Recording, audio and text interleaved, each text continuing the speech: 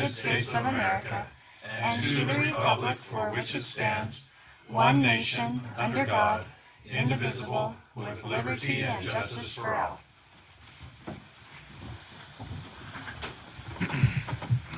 Thank you, Councilor Richter.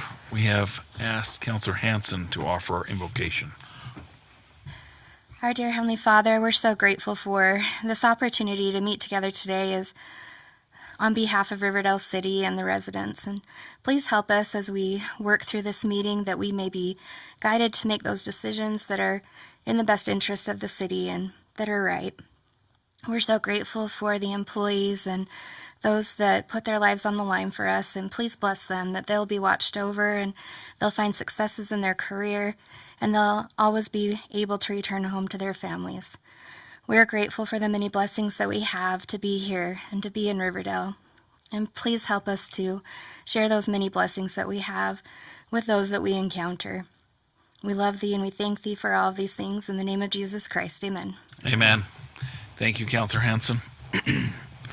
We now have a time for public comment. This is an opportunity to address the City Council regarding your concerns or ideas. No action will be taken during the public comment. If you do approach the microphone, please try to limit your comments to 3 minutes. Also, please state your name and the city in which you reside.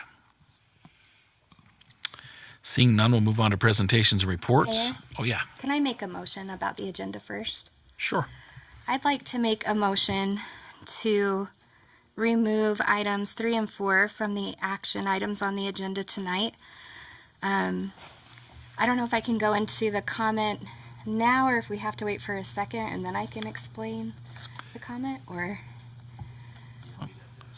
Before you can give your comment. Second. We have a motion and a second. Any discussion or comments on that motion? I'm happy to share the discussion or my reasoning behind it. I actually agree that these 2 items do need to be addressed in our code, and they seem reasonable. I know there's a lot of cities who actually do business licenses for short-term rentals. I think there could be some benefit in making changes to these codes. I think that these should be removed from the agenda for 3 reasons. Sorry, I had to write it down so I would stay on topic. First, in the agenda, it didn't list it as clearly or as transparently as I feel like we would have wanted it to be listed, where this is enacting an actual moratorium moving forward for 180 days. It didn't really give the public notice that we were going to change the rules now. It made it seem like no rules were going to be changed into the future. And so I do feel like the wording of it wasn't as transparent or as obvious as we would have wanted it to be. The second issue or concern that I had was that the ordinances were amended only a few hours before the meeting, and I'm not confident that that provided enough time for the council to review and consider these updates, especially because some of those were substantive changes to the rules we would be enacting tonight. Specifically, as an example, one would be instead of listing the different zones, saying that it would be citywide. That's a pretty big change that would impact that. The third concern that I had is that this approach bypasses standard practices for land use code amendments. There's no planning commission review, no public hearing opportunity provided, and so there's no checks and balances as we change the land use code tonight if we were to do this. I believe that this is obviously a valid tool, as Brandon mentioned, that can be used, but it should be used sparingly and in an emergent situation, because we are bypassing, in a sense, people's due process to participate in these changes. And so my biggest concern is that this comes across as bad government, that it's not transparent, that we're not giving people that opportunity to provide their input. They have the right to be involved before their property rights are impacted. Like I said, I don't necessarily disagree with these changes, but I don't believe Riverdale is the kind of city that would intentionally avoid proper due process, especially on property rights. And I don't believe as a council we want anyone to even think we would consider this kind of action that's non-transparent, which is why I would ask to remove it from the agenda at this point, so there's just no question about it later. And that was my reasoning. It's a Okay. lengthy explanation, but Any other comments? Counselor Hawes? The reason that I seconded was that while I'm not fully in agreement with Annie's with Councilor Hanson's reasons, I do understand that the moratorium process does have a legitimate use. I don't think that something like that should show up on the agenda and shock every member of the council. That's not, I mean, I do understand, I could partially understand the residential house facilities one, but the resident treatment facility one, but the short-term rental one was the one that was just like totally out of left field. It just never has been something that has even been on the radar that I was aware of. So,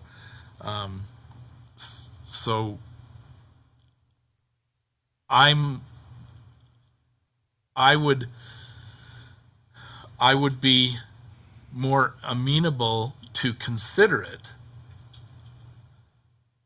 at the next meeting.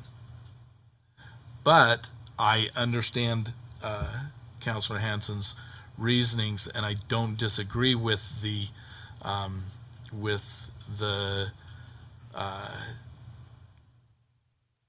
making sure that if you're going to use an emergency thing, that you really need to make sure that it's an emergency. The powers that we have are so set in stone. There are so many hoops that we have to jump through, and this does seem like one of those times where we can remove all of the hoops to prevent something for a period of time while we get our ducks in a row. And I don't disagree that we need to have our ducks in a row. And I'm just not sure that, like I says, absolutely, I don't like being blindsided on a situation like this. This is probably one of the most drastic situations that I can think of that you would use, a tool that you would use. And so it should not be a shock that we come to a meeting to use it. That's why I would respectfully agree with Councilor Hanson. Councilor Richter?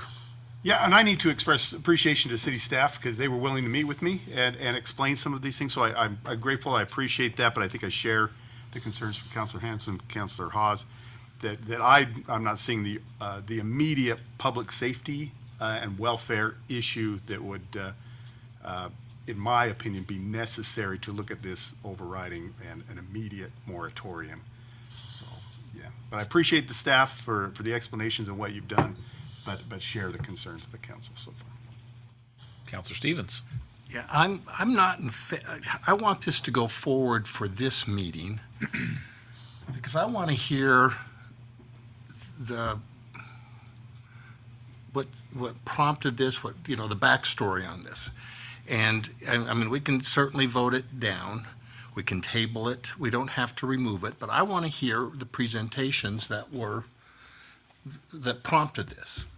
And so doesn't mean I disagree with Councilor Hanson. I would like to have a further discussion. Councilor Arnold? Lord knows I hate saying this, but I agree with Bart. But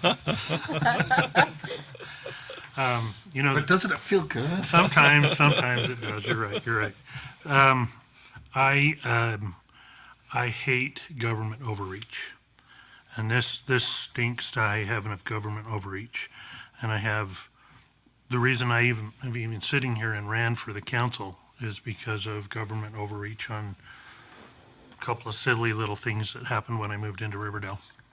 And I too would like to see where this came from, why this is, and like I said in the previous meeting, where's the fire?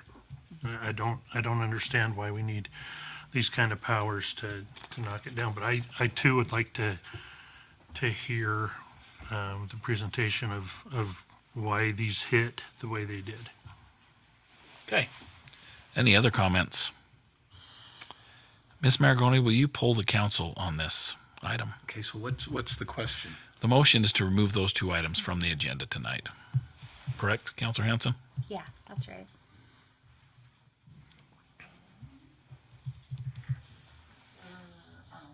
No.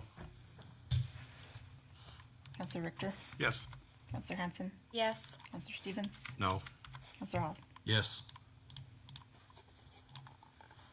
3-2. All right. So we will possibly revisit those in some other time. Okay. Any other Can we comments? have a discussion on that at some future date? I'm just guessing you have a PowerPoint on these. I mean, I'm hoping it'll come back We- through the we- proper channels. I don't know if, Thought you had a is my mic PowerPoint. on? Send it to us. Didn't sound like it was working. We'll follow up on this. We'll get more information and details on it. I mean, to put it through the proper channels, how long does that, I mean, that's a, We'll take care of it. okay. Okay. Thank you. All right. We'll get back to the mayor's report. I did attend the sewer district meeting last night, Central Weber Sewer Improvement District, and they had a truth and taxation meeting, and they did vote to increase the property tax by about 8.5%. So, More government overreach. yeah, I know. Police and the sheriff of Nottingham. And people actually attended and voiced their concerns, and which was interesting. But people thought they were voting for all tax increases, though, or voicing their concerns, and they didn't quite understand it was just for the sewer. But anyway, also we had the LPC Legislative Policy Committee yesterday for the Utah League of Cities and Towns. Mr. Brooks, Mr. Cooper, were either of you guys on that yesterday? Just a part of it. There were Mr. Hanson's mother's funeral was at that time, so I didn't catch much of the LPC. I voted when I could, but I was popping in and out all day. Brandon, no. I'm still not getting the invitation, so I've emailed some folks to rectify that. I'll email as well. Just to update you on a couple of things, they discussed affordable housing again.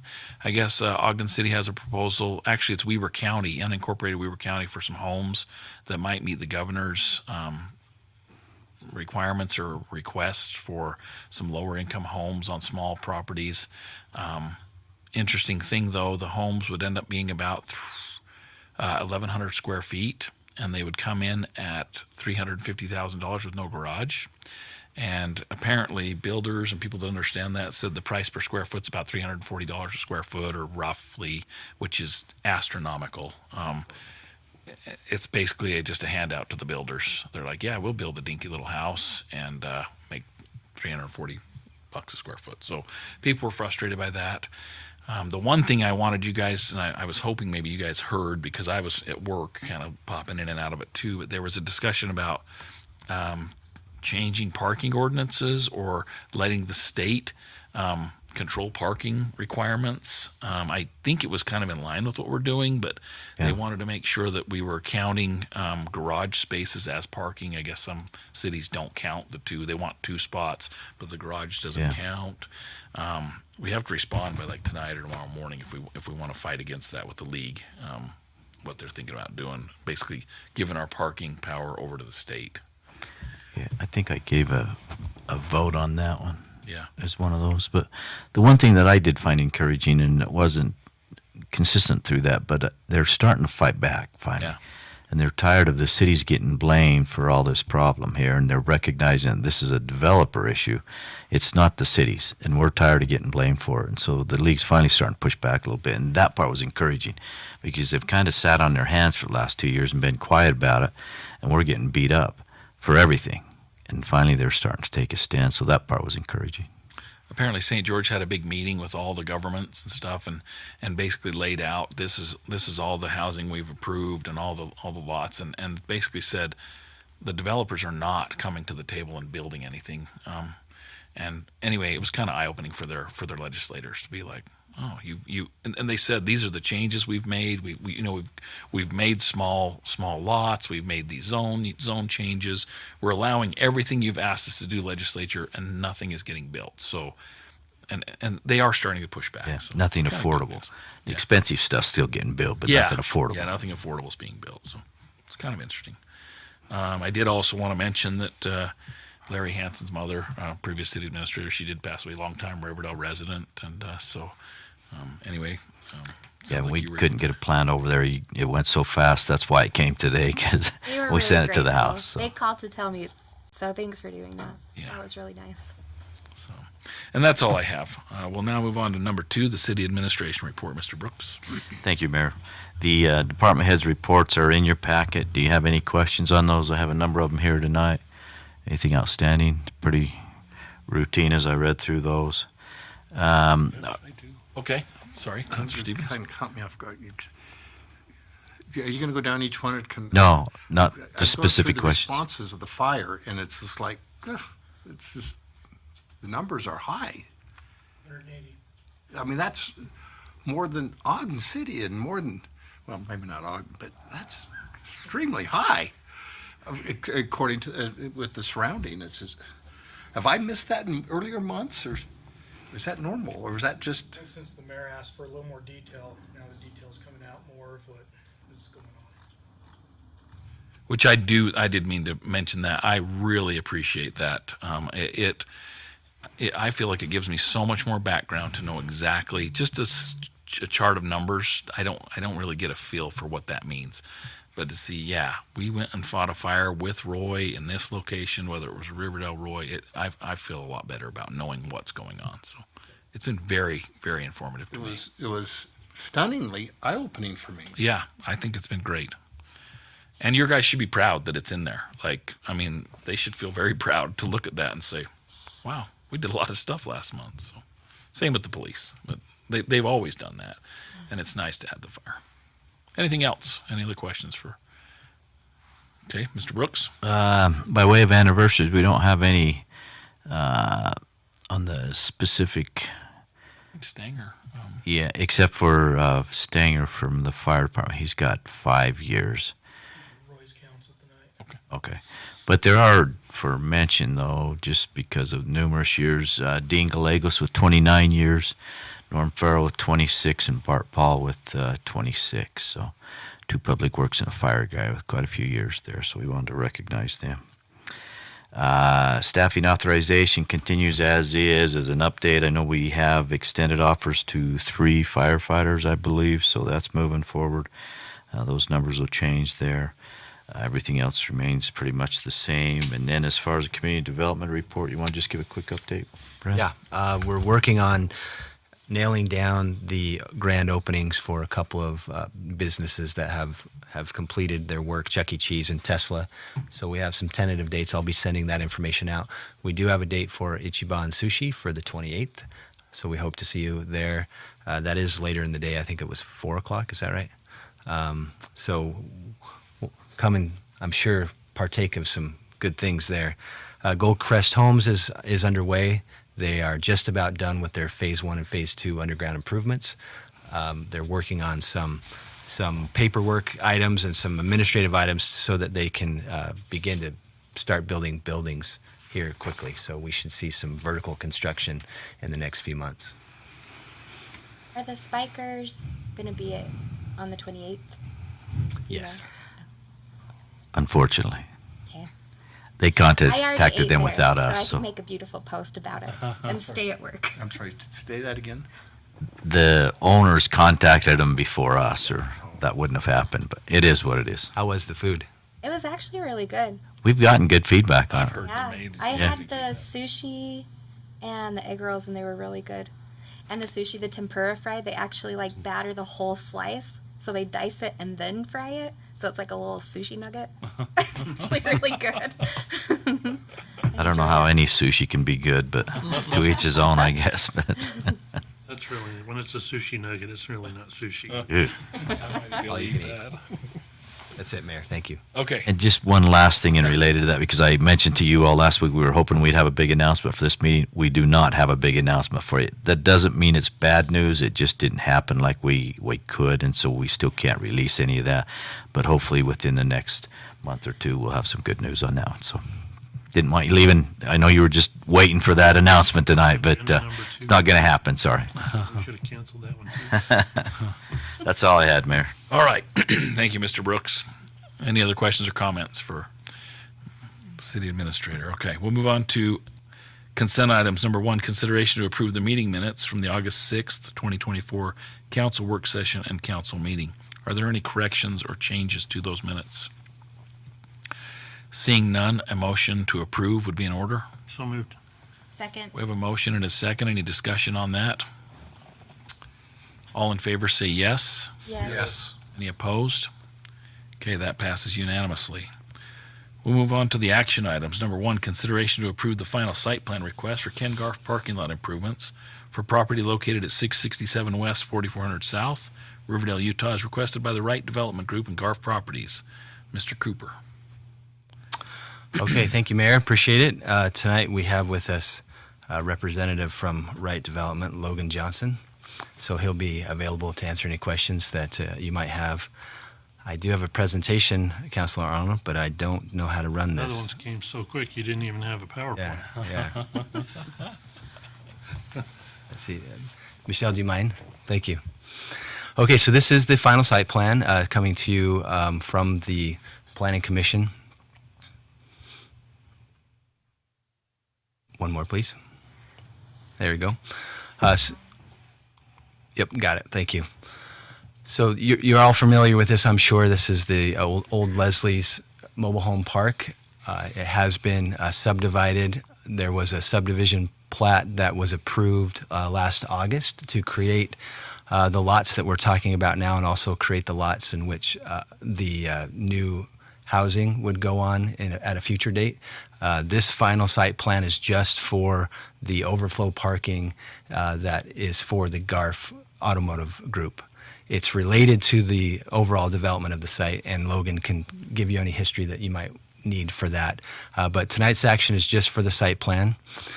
It did receive plat extension, so I mentioned that the original plat was approved in August of 2023, so that received approval for a 6-month extension by the Planning Commission on August 13th.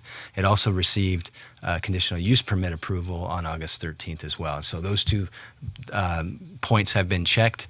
The Planning Commission did make a motion to favorably recommend this site plan to you tonight, which is why we're here. Their consideration and our review is related to the general plan compliance, as you know, as well as the land use plan compliance, and as well as the code reviews, and all of that checked out in both our review and the Planning Commission's consideration. So here's some pictures of the existing conditions. There are cars there now. You can see the condition of the lot. The condition of the lot would be dramatically changed with this site plan approval, meaning there would be pavement put down, there would be the associated landscaping, the appropriate drainage, lighting, secure fence, a secure gate, security, those kind of things. This approach that is more to the east end of the property will be removed, and the new approach will be brought back to the west a little bit, more on center of the site. So a significant improvement, we think, to the site. It is kind of tucked in, as you know, against the trail and the viaduct there. So interesting place, but it does kind of live on its own.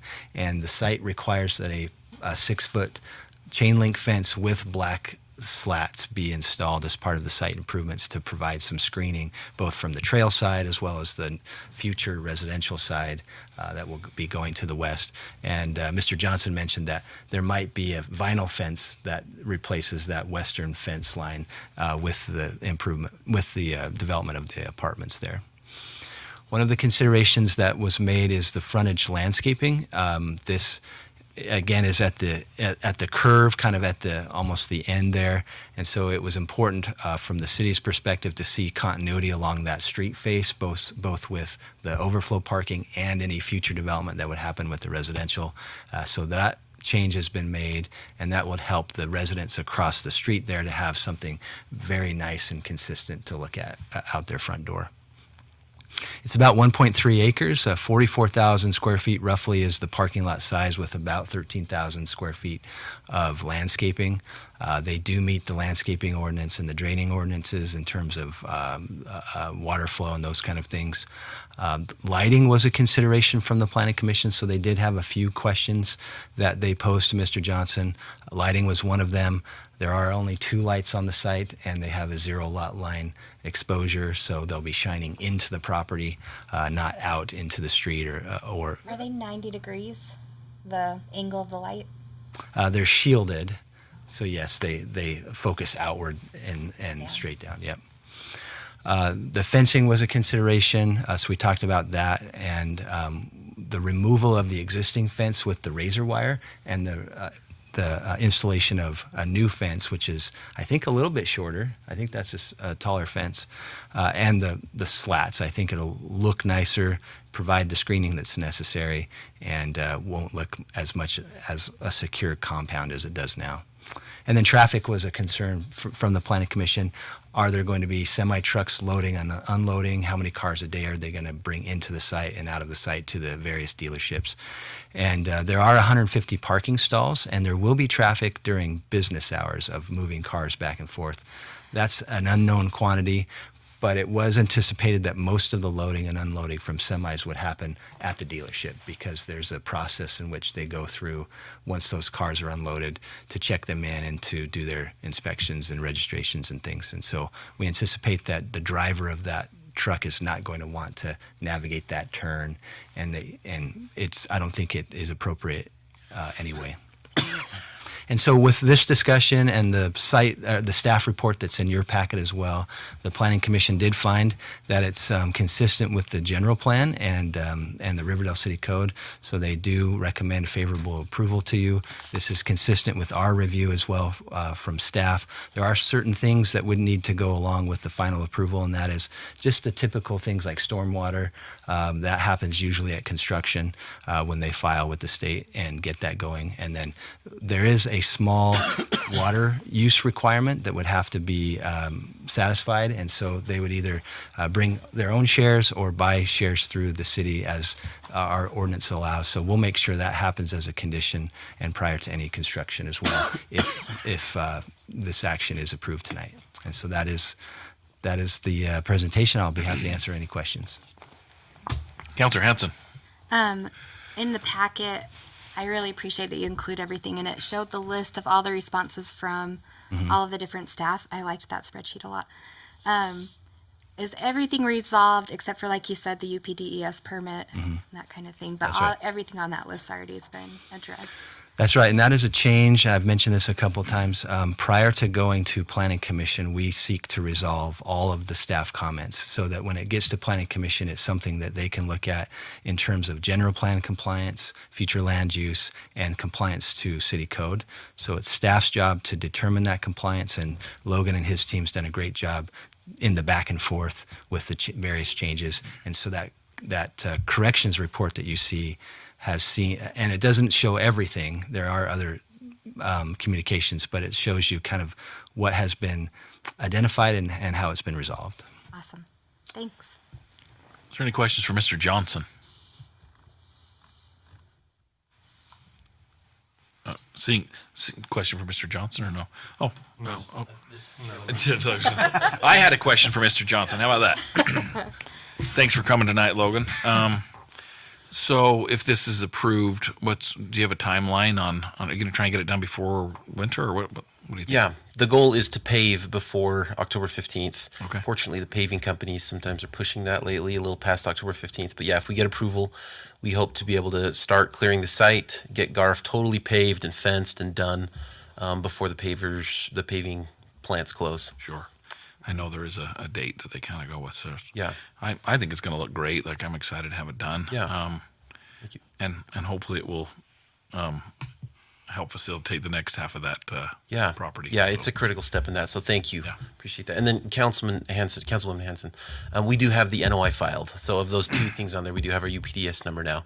So we're just going to work at the water shares and appreciate staff's communication flexibility on that. Thank you.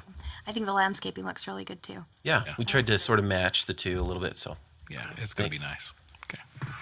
Any other questions or comments? Councilor Arnold. Casey, what is the rule with the semis unloading? I mean, they're in Riverdale Road, they're, anywhere and everywhere they want to be.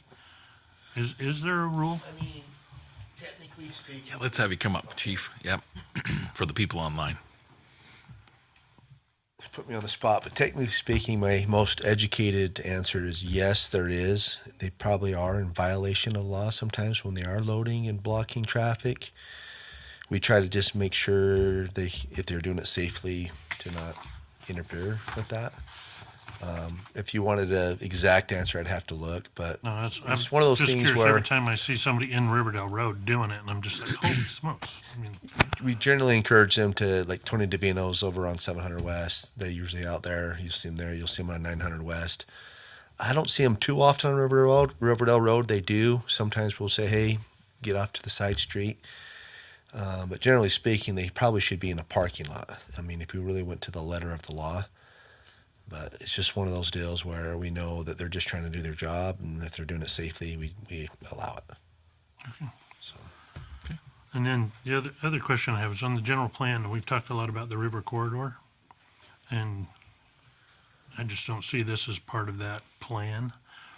I don't have a problem with it because it's their property and they can do what they want with it, but I mean, we're trying to guide the river corridor into making it something cool and,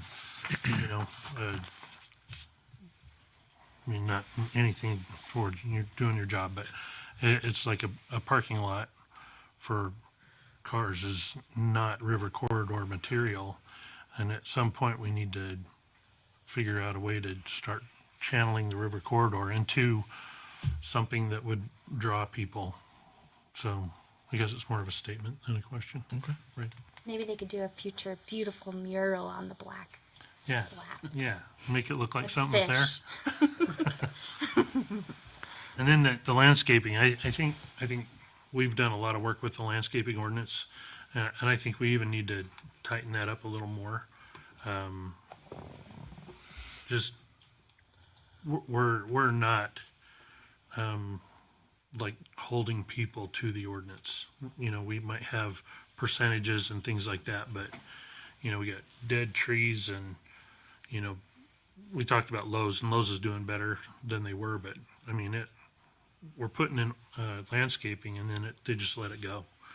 And I would rather see it be stamped concrete or something that maintenance-free, zero-scaping.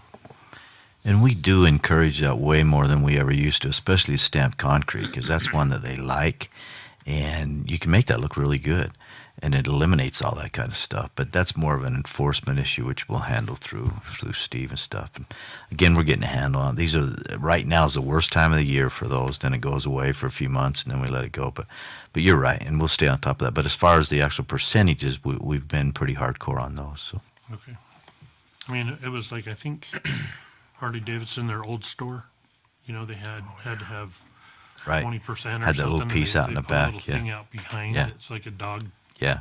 pee spot. And we try to get away from that completely now and trying to get them to incorporate that stamped concrete around the building and through the parking lots and stuff just to give it a little different look and break it up. And for the most part, they're pretty receptive to that because it's not overly expensive, too. That's the other thing they like about it, so it works out nice. One of the things I do like about this project by the river is that it's pretty low impact. Like if these guys decided, hey, the river's developing, we want to do something different. It could be a parking lot. If there's something cool on the other side of Riverdale Road that develops, it could be anything from a parking lot to it could really, at least we're not building a big hard building there. So it's easy to change, I think. But anyway. Did it cause the viaduct to buckle? No. That was you, dog. It's their fault. Okay, any other comments? Seeing none, we need a motion. Councilor Arnold? Move to approve the final site plan for request for Ken Garf as stated within the packet. Okay, we have a motion. Do we have a second? Second? We have a motion and a second. Any discussion on that motion? Seeing none, Ms. Maragoni, will you please poll the council? Counselor Stevens? Yes. Counselor Haas? Yes. Counselor Hanson? Yes. Counselor Arnold? Yes. Counselor Richter? Yes. Okay, that passes unanimously. Very good. Thank you. Thanks for being here tonight. All right, move on to item number 2. Consideration of Resolution 2024-29, approving a real estate purchase contract. Mr. Cooper. Okay, thank you, Mayor. We have a presentation for this as well. It's a short one. This is an interesting proposal. As you probably recall, there has been an approval of the Peacock Ridge subdivision. This was approved long ago. It was actually recorded more recently. It was recorded in 2022 as a PRUD. And so this is an entitled piece of land. It's about 4.07 acres, what you're looking at there on the map. You may recall that this was part of a settlement of sorts, we'll call it, where there was an agreement that called out the trade of land for another piece over by the river with Mr. Kent Hill and his acquiring this land and then subsequently getting a PRUD approval on it took place. So that constitutes the nature of the weirdness, the fact that this was a city-approved project at one point in time, and here we are proposing to purchase it. The reason why we think that's important is the nature of where it's located and the nature of construction of the 8 homes that constitute the subdivision. This is right under the Davis and Weber Canal. It has experienced a breach in recent past, and there is some interest in preserving this hillside as a corridor that prohibits development. As part of that deal that happened with Mr. Hill years ago, the city acquired the land to the northwest there on the same hillside, and that land remains protected in terms of an easement or a corridor that prohibits development. And so by purchasing this property, if approved tonight, it would actually allow us to continue that all the way down to the cul-de-sac that comes off at 1200 and essentially ensure that that hillside is stabilized and not dug into. There isn't residence on top of residence and those kind of things that otherwise would occur if the PRUD development was to go forward. Here's a perspective from the top of that cul-de-sac. My understanding is there was a couple of homes here prior to the acquisition of the land by Mr. Hill and the subsequent PRUD subdivision. Those homes are no longer here, of course, but this would be the major access of the 8 homes that would then go to the right off the picture along the hillside, which is essentially the backyard of the homes on 1200. And so it's an interesting site.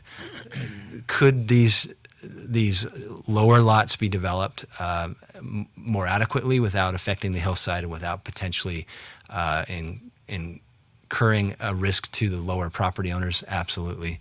But going to the northwest there, I think it does become a risk. So the nature of the deal that has been negotiated with Mr. Kent Hill, and in the packet, I did not include the signed real estate purchase contract, but he has signed and accepted these terms.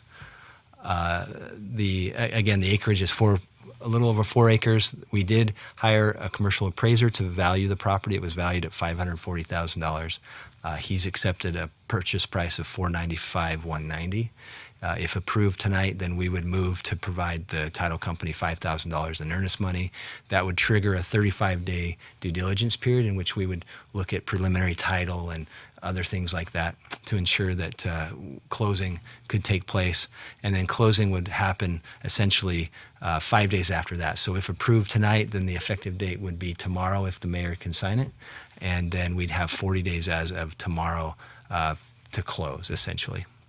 And then we're simultaneously working with both the Davis Weber Canal Company as well as the LeRae McAllister Fund to see if we can get some financial participation from them as interested parties.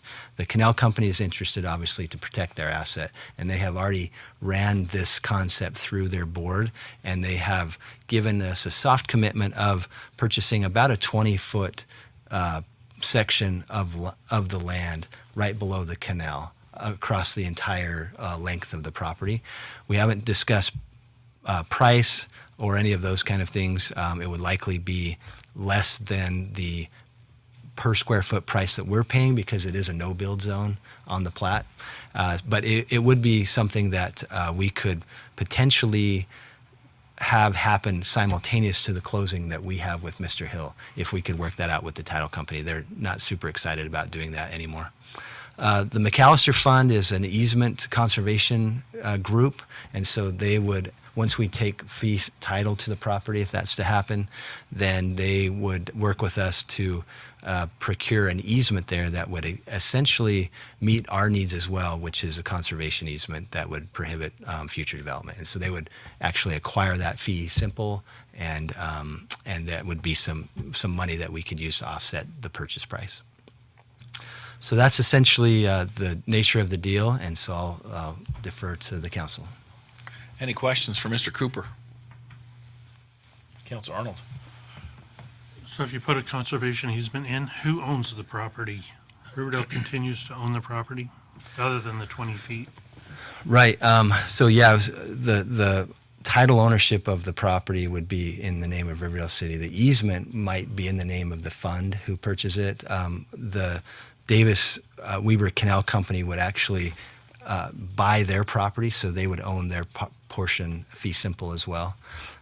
We have been talking about the potential of if we do sell those lots connected to the subdivision, or excuse me, to the cul-de-sac there, that with those lots, the rest of the hillside could go with it as a fee simple parcel, but then be protected under the easement. So we could basically obtain our goal of prohibiting construction on the hillside, but transfer that liability to a property owner.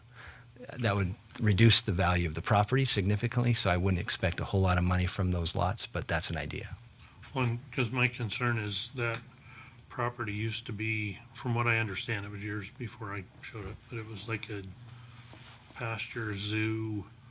They had llamas and peacocks and all kinds of stuff up there, and irrigation and all kinds of stuff. But over the years, it's the trees and all that kind of stuff have grown, and we're going to have brush, and just like down in the river bottoms, we got to worry about fire and all that kind of stuff. That if Riverdale buys it and gets into it, and all of a sudden we've got that liability. That's right. At least short term, until we decide that we might dispose of the land in another way. That risk is certainly ours. And so all of these things are trade-off considerations. One of the things that we considered is development realistic just by nature, given the economy and what's happening? And so are we buying a problem that otherwise doesn't exist or potentially wouldn't exist in the first place? So those are all considerations that we've talked about. And at the end of the day, it's just the trade-off and the risk assessment. Is the risk of having development on that hillside greater than the alternative, which is us owning the hillside or more of it? We already own that other piece, and so this is just an extension. All right.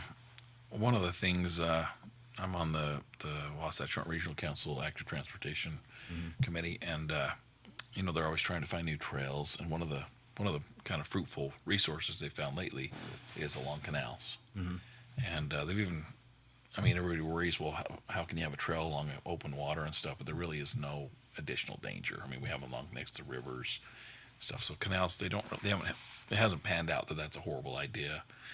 And I've looked at that corridor before and wondered if there was any value in having a trail along the corridor. I don't know what the Davis and Weber Canal company's thoughts are on that, but you might run that past them. We talked about it briefly. They like access, so anytime they can increase access to their facility, they like that. Sure. Allowing public access across their property might be a different consideration. So I think all that, again, is part of the consideration before you tonight. There is no associated revenue source with owning a hillside or the improvements that might come to make a trail or a linear park or whatever we might dream up. And so there's the cost of the acquisition, the cost of ownership, the cost of improvement. All of those things have been, in our minds, weighed against the risk of potential development there. And so that's the consideration for you tonight. We don't necessarily have an end game for the property other than just prohibiting development and creating that conservation easement. And there is a lot of state money available for trails. The governor's approved a massive amount and stuff through That's right. and stuff. So just in your conversations with them, maybe let them know that is something we might pursue at some point. It would be up to them. So Yeah, absolutely. okay. Councilor Arnold. Dollar value on that, on the motion? Yeah. I think we better get it. Or throw it back up on your, 495 One or something. 495, 190. Okay, Councilor Arnold. Oh, sorry, Well, Councilor Richter. I know there's a lot of crystal ball stuff here, right? I mean, we're trying to speculating and wondering. And I don't mean to try to have you make a commitment or anything like that. It just seems like that's a very expensive piece of property for what could be nothing, right? And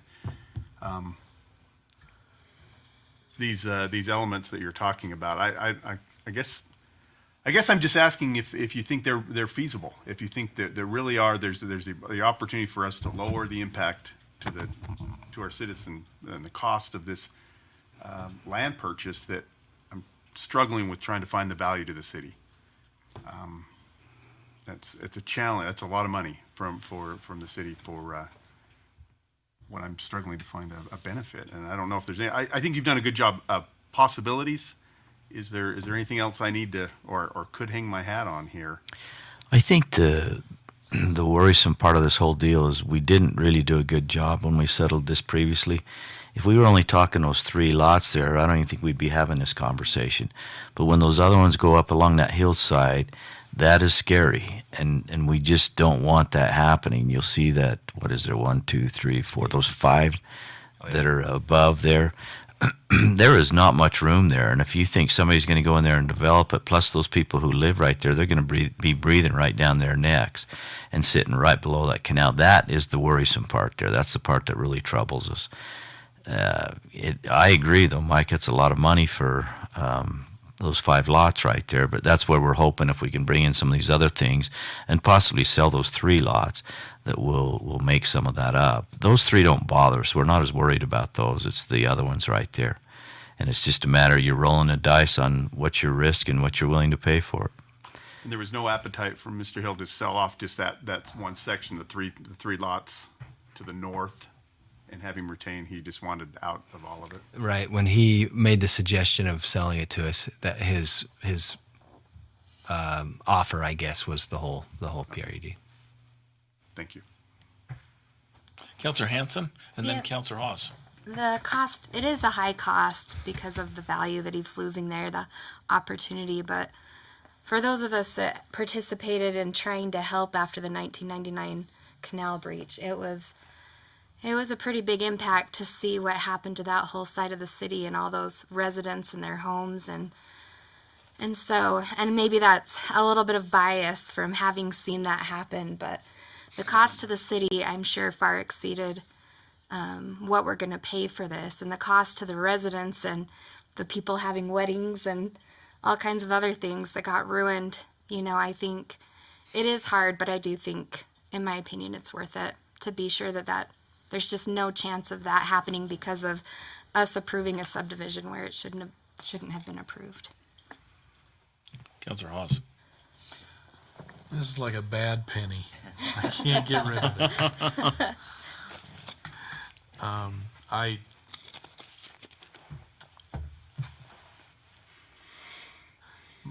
I am exactly where you are. I didn't think that there was a chance that it could get approved the first time. And I was disappointed with the settlement that we ended up with, and I'm disappointed with the price that we're going to pay to remediate the possibility of another issue, but I'd rather have it gone. One other, is the canal open up there? It's all underground now, right? I think it is. It's in, piped quite in a this ways section, yeah. Yeah, so putting a trail up on the So- thing would, So there's nowhere for it to go. I mean, I've walked that before, and you go to the gate at Hill, and you can walk around the hill to like the ponds or the water towers or water towers. I mean, it's a fairly short walk there. I mean, there's not going to be a ton Does it of make it over to Ritter? Does it intersect with Ritter? over private property. You would. Yeah, I don't think you can cut through. I don't know if anybody. I mean, they could probably put a trail size something to come down over by, what's the car? Oxio or Oh, Axio. Axio. Yeah, Axio cars, yeah. maybe something like that. Yeah, But, or even if Roy District Water water.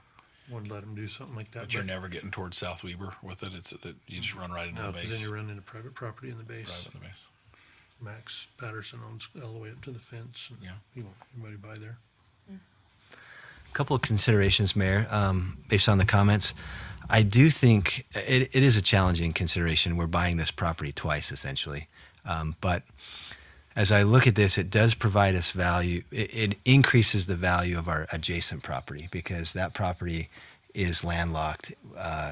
If this was to be developed, it would just be stuck back there. So by bringing that out to the road with contiguous property, then it gives us options. What those options are and how much they cost and what we're willing to do is yet to be determined. But I think it does provide value for the land that we already have. And then secondly, there's a price for control. It's always the three considerations: time, quality, and cost. And so you can very seldom control all three. And in this case, we can control cost and we can control time. And I guess quality. Maybe we can't control cost because we don't know what the future cost would be. And if there is a risk that we have to mitigate there because we're the owners, then we can't control that either. But maybe we can control time and quality. Councilor Arnold. If you look at the hill structure that was in Coleman development, and they put those big walls in and stuff like that, that's what they would have to do that, because you have backyards that just shoot up and they would be sitting right on top of them. So everything above them would be dropping down, which is happening in Coleman as well. And I think having this price, looking at this price and then looking at the money that we can get from other entities as we got it, just to sit on it and kill it and have somebody take care of it. I don't know how we're going to do that, but I think it's actually fairly cheap per acre if we develop the three or not, but I think it's actually a fairly decent price for having the options to move forward to recoup some of this. And the bad panty situation, for sure. Jeez. Councilor Arnold. I would move to approve Resolution 2024-29 as stated within the contract with a purchase price of $495,170. 90. 90. 190. 90? 490. 495, 190. 190. Yep. 495, 190. Yeah. Dollars. second. Motion and a second. Any discussion on that motion? Ms. Marigold, will you please pull the council? Counselor Henson? Yes. Counselor Richter? Yes. Counselor Haas? Yes. Counselor Stevens? Yes. Counselor Arnold? Yes. Okay, very good. That passes unanimously. We will move on to the comments section of our agenda. Number 1, comments from the city council. Anyone? No? Comments from the city staff. The only thing I just make mention, we talked earlier a little bit about some of traffic flows and different things. If you haven't already been up that way, if you've driven up into the terrace in the last week, there's a nightmare up there. They're blocking off whole sections of road, and today we started getting calls from all of our residents on Highland. It's back-to-back traffic. They've diverted everything down that way. So when you get calls, it's nothing of our doing. There's nothing we can do. It's the terrace. They're just diverting everything. But if you can avoid it, don't go up that way. It's bad. And the other thing I would mention as well is we will likely have to block off Riverdale Road twice. We were hoping to do that once with the Panera and Shake Shack, but that Shake Shack trial has now been moved into October, so that may not even happen this year. So they're going to be done separately. We won't be able to do them at the same time, which we had hoped to do, but it's just not going to happen. So realistically, and that's going to cause problems because there goes at least one lane on Riverdale Road for it's an extended period of time because that concrete I think is 2 feet deep almost. So even after they pour that, they've got to let it set for like a week. So that will not be fun. But just so you all know, that's a real realistic possibility. Anything else? Just bad news. Is there any way to settle with Shake Shack so we do it just one time and Well, not talking at all to the point where we can say, look, we just want to shut it one time. We'll help. we've tried some negotiations, but we don't get very far with it. I can reach out to them again. I was really hoping to have that done even early this spring, and it's just not even looking good. So, and we don't have any control over the courts. They just keep postponing this thing. Well, but we have some control to negotiate with. Is it H&P, yeah. H&P to negotiate with them and trying to get this settled to get it out of the courts. Yes. I mean, we can always negotiate things. It's just a matter of what we're willing to do. When we made the change to that ordinance and stuff, I thought we were sunk right then, because we told them no, and then we changed the ordinance right after that. So they were. I don't know if that sinks us in any ways. I mean, that's not uncommon that you change ordinances after it's brought to your attention that it's poorly written or something like that, and that's what we did, is just came in and cleaned it up. I'll reach out to them again and see. I mean, we have been talking. This has been ongoing for almost this whole time period. But Panera's ready to go on their They're getting close. tapping theirs. They're getting close, yeah. And Do you they know want when to they're going move. to start the demo on that? I don't know. Do we have a start date on that? No, they're still working out some of the final issues that they have to meet before they get a demo permit. Okay. Is there any status on the road behind them? Again, that one hasn't moved either. They're waiting to see what happens in the lawsuit. All of this. We've made contingencies. We've got stuff waiting. We've got plans made. We've done everything we can do from our side, but it's held up till we see what happens on that. So, but we haven't given up on it. We still want to see that go through if there's any way we can make it happen. So, It benefits the world. it does everybody. That's what's unfortunate about it. Yeah, and we still might. I haven't given up on it. I think we'll still. I'm hopeful. That's the optimistic side of me, but we'll see. It's like, have you noticed they put in one of the little, put a strip in or whatever. What are they called? The islands? Yeah, in Layton. Oh yeah. Crown Burger. Yeah. Oh, Oh, I haven't seen it. so you can't get over there from like Antelope or Well, whatever? you got to turn into like kid to kid. Oh, boy. Shoot They- through their parking lot. They did it out on 2700 too. They're out in I don't know if that's Pleasant View or what that is, but you can't get in. You can't cross that road in a lot of those spots now where you used to be able to. That's their big thing. They like those. Anything else? No, Mayor, that's all. Did everyone see that we're losing L&L? Yeah. Yes, we received bankruptcy documents on that one. Lumber So. Liquidators flooring. It's Probably over why- by, That's probably why we're losing them, because I don't go in there. yeah. They're kind of hidden over there by searchers. Yeah. If you weren't familiar with the city, you wouldn't even know it's over there. Behind In I and Out. haven't been there very long. Yeah, right on the end piece. That's actually owned by In and Out. Really? That Yeah, they bought that piece. If you remember right, they didn't want to wait, and we were negotiating property issues there, and then, so they just bought the whole thing. So I think it picks up probably Zurchers and L&L, and then their piece in front. So I'm sure they'll move on it pretty quick. They've been there since 2017, I believe. Oh, has it been that long? Oh, wow. Oh, Under I was thinking of Lumber the auto Liquidators. parts place. It's been not quite as long. Maybe that's Vance the one. Auto, yeah. Yeah. Napa.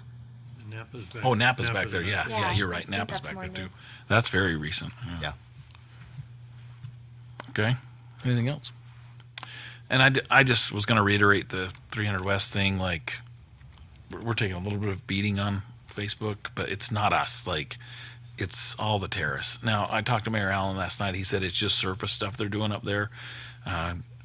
Jim Owens doesn't think they're going to be done in a couple of weeks, like I posted, but they're not doing infrastructure stuff. It's just surface stuff right there. But it's a mess with school starting tomorrow. I mean, Chimes the View buses are Drive. going to be Chimes Chimes View View's Drive. closed. Yeah, so it's bad. But it just no, it was not Riverdale. Riverdale, we did our chip seals. Man, they've done those fast. They're just blasting those It things. held up our whole funeral procession Did yesterday. it? Yeah. And we're like, could you just let us through for 1 minute? And they're like, we'll be done in 5 minutes. It's Yeah. like, okay. It's funny how busy we are. They She's dead. also She's not going anywhere, I guess. they closed down Parker for a few minutes, and it was during the senior when they were trying to get to the senior barbecue or senior luncheon, and they're just like, Miranda's like, you can't close down Yeah, this she was road, freaking and even though they were so fast, it just impacts us because they're so busy. Just FYI, 300 West averages 16,000 cars a day, and so During school or not during school? I don't even know what that is like. Could be worse. Yeah, but you can imagine how upset those poor people on Highland, because that's like a 1-lane road, and so Glad my kids are out of school. yeah. Speaking of Parker, we should make mention of our work done by the police department up there. Oh yeah, yeah. We had two pieces of graffiti, one of which is right at the mayor's exit and entryway to his subdivision up there that's been there for I don't know how long. Just looks like 8 crap. years. Yeah. UDOT went up there and used a paint that wasn't even close to matching what was there. Then we complained they used a different color in parts of it. It just looked terrible. But then there was a bigger piece up where 700 connects in, and that took up 2 of those squares of graffiti, which I drove by that every day and never did notice it for the longest time. And through many weeks of complaining to UDOT and getting no action, Casey and the Mr. May went up there and took care of it themselves, with or without UDOT's permission, and it looks good. You don't even know where it was at now. No. So fantastic. congratulations to them, and nice work. It's well done. Yeah, come on up for just a second. So we were ready. We had the paintbrushes and everything ready to go. Matter of fact, Steve was going to come with us, and I sent the final email off to UDOT and CC'd the mayor, and that caught his attention. And so quickly they come by and grab the paint and had it done the next day. And so I think it was good though, because we let them know that we don't want duct tape. We don't want duct tape over things. It just doesn't look good, and it's really doesn't cure the problem of the broken window theory. You can still see there was graffiti there, and so they've made a commitment to us to work with us and partner with us, and when they clean up stuff, try to clean it up so it matches, and maybe paint the whole thing. So we're going to start working with them, hopefully, with the overpasses. As you notice, there's a lot of different colors. So our next mission is to try to get that all one color, and then save the color to where if they got to go back, it matches. It just looks bad, and it doesn't really deter graffiti, because the kids that are doing it can see that it was there before, and they'll be right back. So I would give these guys, Steve was on the email as well, the city manager, that really caught their attention. But we were persistent. We had the paint, we had it ready to go, and I was kind of excited to get up there, Steve. But as soon as they found out we were going to do it on our own, and the people that were involved, they're like, "Oh, whoa, we'll get on it." So, anyways, I'll shut up. But I will tell you guys, Mike had mentioned it as well in a meeting.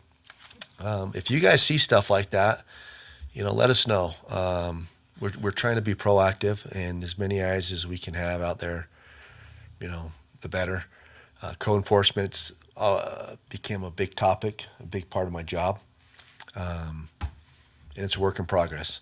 I think we're making progress, but we've got some other people doing some volunteer work here in the next couple of weeks to help with some of these people. But if you guys see stuff, shoot me an email.